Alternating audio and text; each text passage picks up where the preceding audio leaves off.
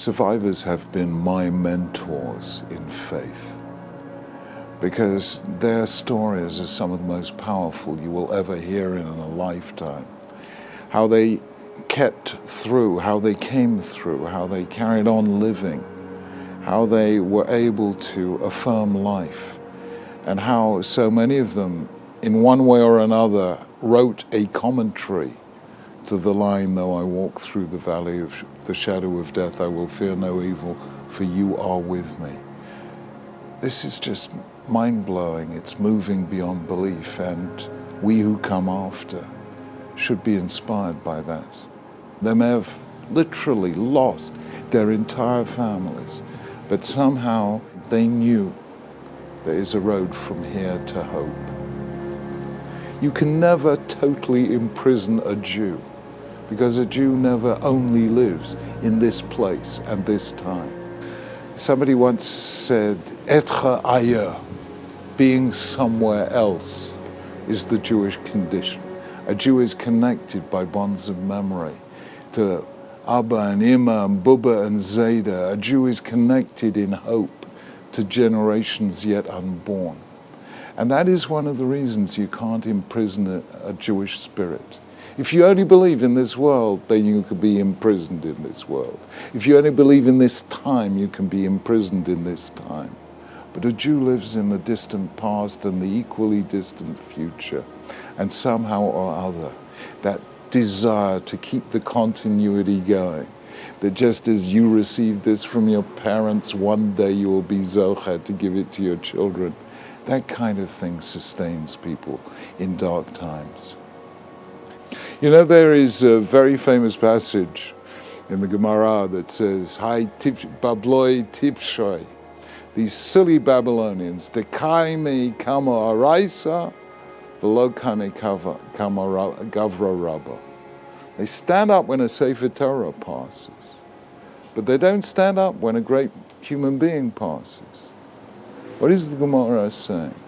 It is saying that there are some great human beings who are living Sifrei Torah. And we have to learn from them as we would learn from a Sefer Torah. That itself is a living Mussar lesson. You want to learn Mussar? Spend time in the company of survivors. If you have no survivors, read their testimony. And to my mind, every Holocaust survivor is a living Sefer Torah. You learn from them so much. The single most powerful message that comes to me out of the life of survivors is Uvocharto v'chaim. For us, that's self-evident. What are you supposed to do? Not live? But for somebody for whom every single day is fraught with trauma, with almost unbearable memories, to have faith in life, and you will not find any people in the world with a greater passion for life than the Holocaust survivors.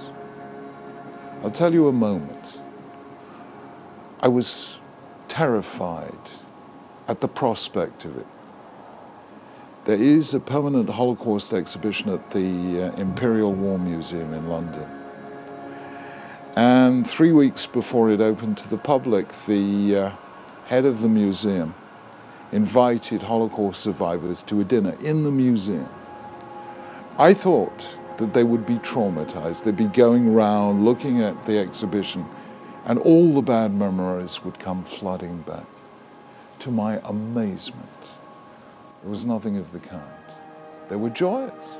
They were so joyous, they talked all the way through my speech, Deborah Litzstad's speech, Sir Martin Gilbert's speech. It was like a simcha for them. And I said to them, "How come you're so cheerful?" They said, "Because until today, we wondered whether our story will be remembered. Now we know it will be. The burden of memory has been lifted from our shoulders. But the truth is, it has not been lifted from our shoulders. What 1/3 of our people died for, we must live for."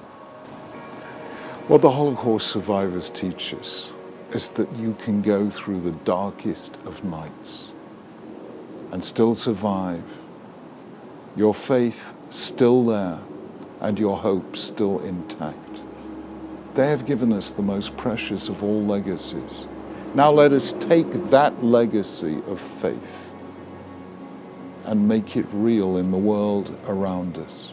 Let us see whether we can be vehicles through which their faith lifts us to great acts of chesed, of Torah, of avodah.